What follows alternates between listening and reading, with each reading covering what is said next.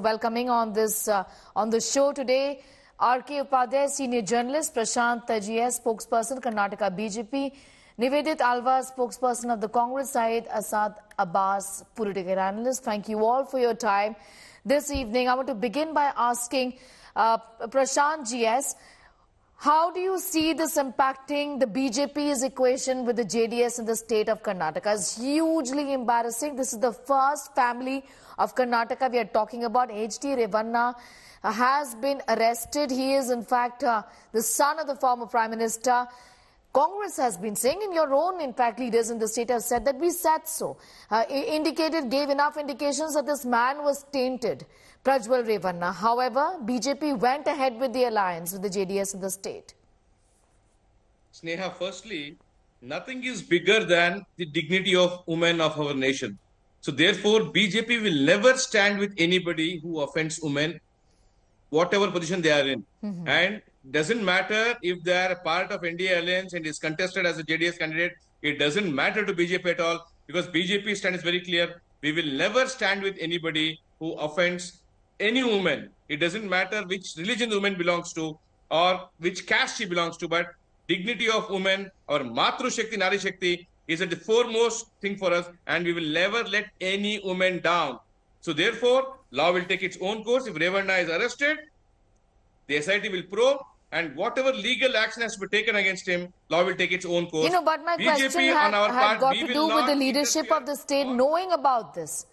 3,000 plus videos doing the rounds, and the leadership of the state knowing about this still went ahead with the alliance. In fact, you knew about it even during the assembly elections where talks were on of an alliance with the JDS. Neha, to clarify the facts, when Prajwal Revanna got the injunction order from the court in June 2023, it means the videos were not made public then, and probably the state government was aware. Because when the injunction is brought in, the media houses were barred from airing some clips, which BJP did not have, which means the state government knew it.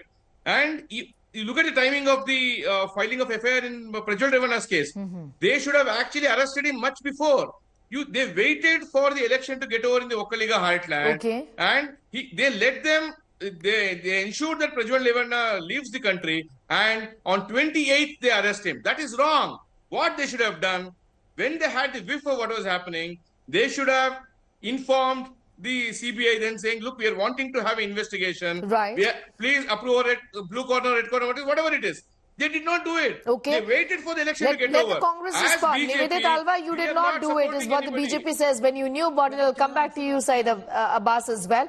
But let Nivedit, respond to this. That the Congress government knew it, but they did not do anything about it. This is a famous, once again, of just shifting of the goalpost and putting the blame on someone else. First of all, what has been going on and what has been in the public space and in the media is absolutely heinous and unimaginable to start with.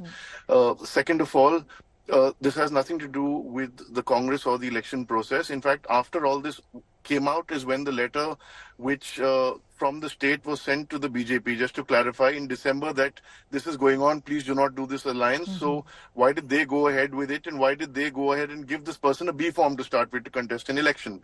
Thirdly, I loved how the BJP spokesperson waxed so eloquent on women and protecting women, which was not the case when our wrestlers were sitting on strike or any of the other things which have happened across the country in the last year or so.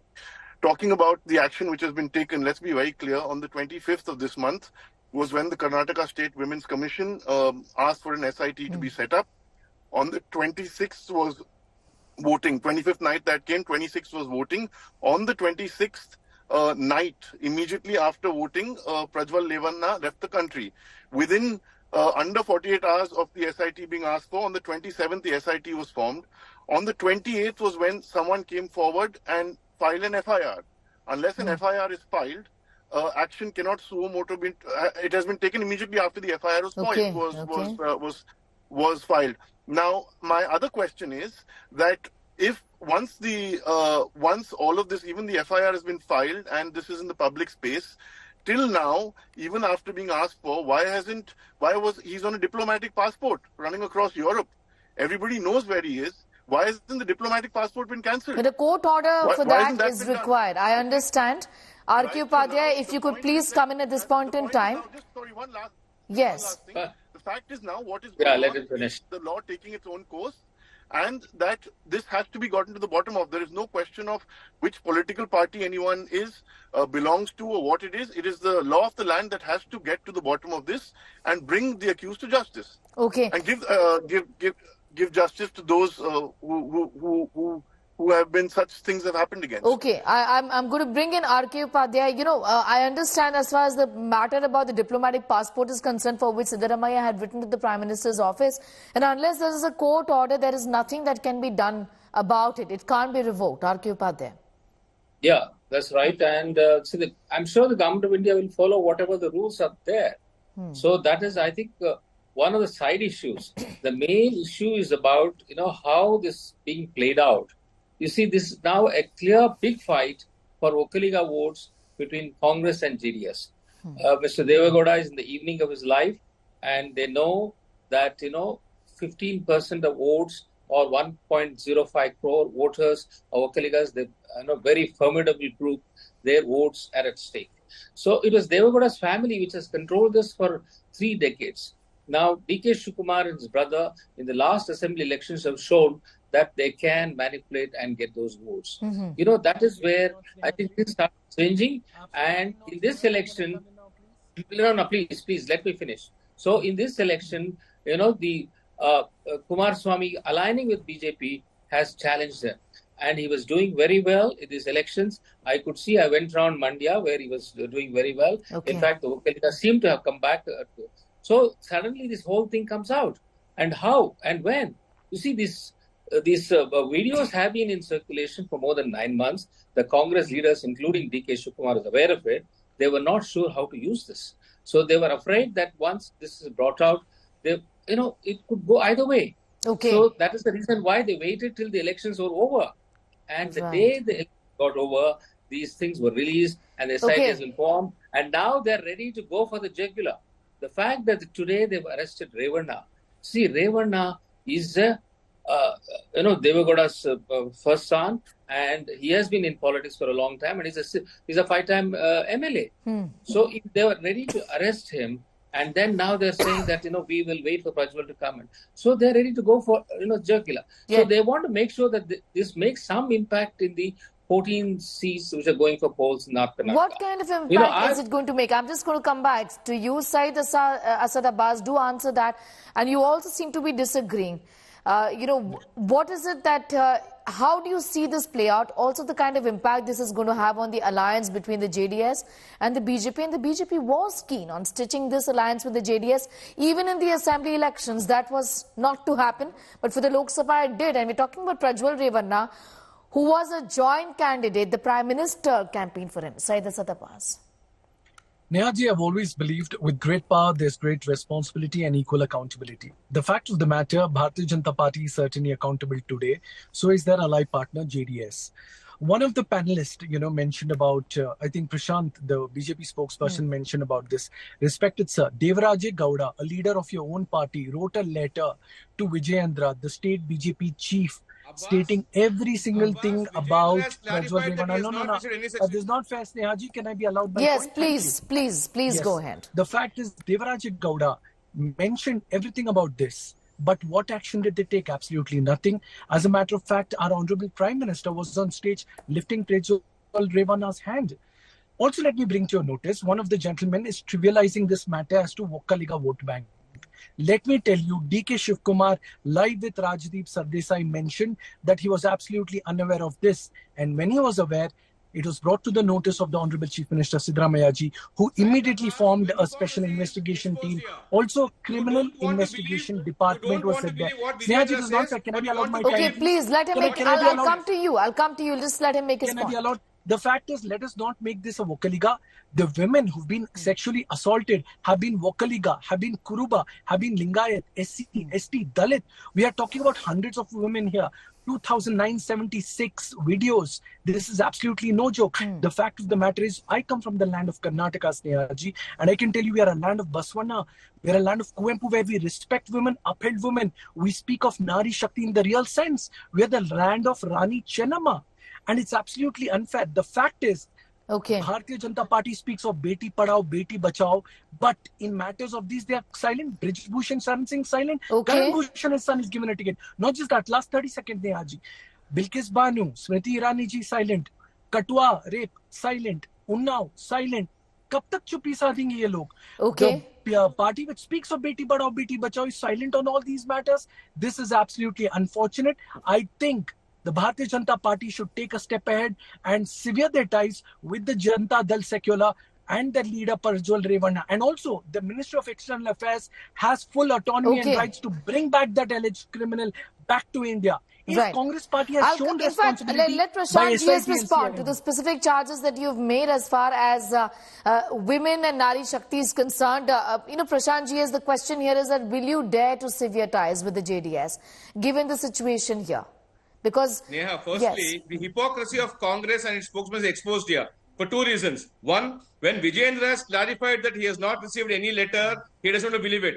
But he wants to believe as whatever D.K. Shivkumar has spoken is absolute truth. He wants to say D.K. Shivkumar has spoken to Rajiv Sardesai. Who is Rajiv Sardesai? Just because D.K. Shivkumar speaks to Sardesai, that doesn't mean anything. No. And next, Prashant, the fact of the matter is that your own leader, in fact, I was the first person to speak with your own leader who said that I had alerted the state leadership. However, he did say that there could have been a miscommunication or maybe the right message did not reach Delhi.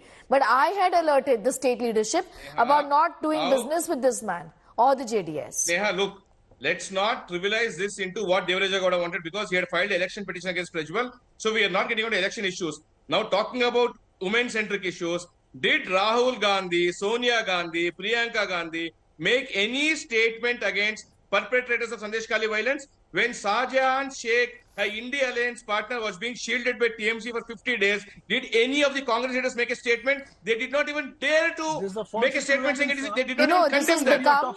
This has become a women abuse case in Karnataka versus a women abuse case in West Bengal, which is not how this is supposed to go, because my questions are specific. Sneha, let me complete. I am pointing out the hypocrisy of Congress and its India Alliance partners when it comes to matters concerning women. And insofar as BJP is concerned, we have never supported any such people. And just because one particular candidate of JDS is tainted does not mean the entire party and Deve Gowda's has to be doubted. Are you doubting Deve Gowda's stature as the first Prime Minister from Karnataka? Just because Prajwal Revanna has done something wrong? It is wrong to paint the entire party by looking at what Prajwal Revanna has done. Whatever Prajwal Revanna has done is condemnable, and law should take its own course and will take its own course. Okay, big question mark on how law is going to take its own course, whether the SIT request... Whether the SIT request of a blue corner notice is going to be accepted by the CBI or not. R.K. Upadhyay, very curious to know how the Election Commission is going to move forward. If at all Prajwal Revanna is brought back, this is a seat from where polling has happened already. What if he gets the majority of the votes? What if he wins? This is a very curious case. We don't know how the Election Commission will treat this. Because this is a case which has come up after the election is over. It can't step in now. It can't step in now because questions are being asked as to why is the Election Commission not stepping in now? Well, right now it is for them to decide. I don't know whether they should on what circumstances, because the election is over now, and they can talk about it only when there is an election petition. So once the results are announced, the Election Commission will come into the picture. Right now the elections are over. If the elections had not been held, we don't know what they would have done. So it's a very, very peculiar situation. And in criminal cases, unless the candidate has been charge sheeted and has undergone judicial custody for 2 years, he cannot be disqualified. Now, what is this case? This is a running case. So can a candidate who has won, can he be disqualified on the basis of a running case, which is not yet decided? So, there are multiple questions that are being raised right now. But the point that I want to make is, the Congress has upped the ante because there are 14 more crucial seats which are going to polls on the 7th. Just 3 days left, and they want to make the maximum, mileage out of this. And that is what, I've been in Belgaum, I've been in Hubli. They've been trying to prop up this case, but then in North Karnataka, it doesn't have so much of a resonance. So that is what I found. But still, this cannot be ruled out as to how it will impact the 14 in the 14 seats that are going to the polls. All right.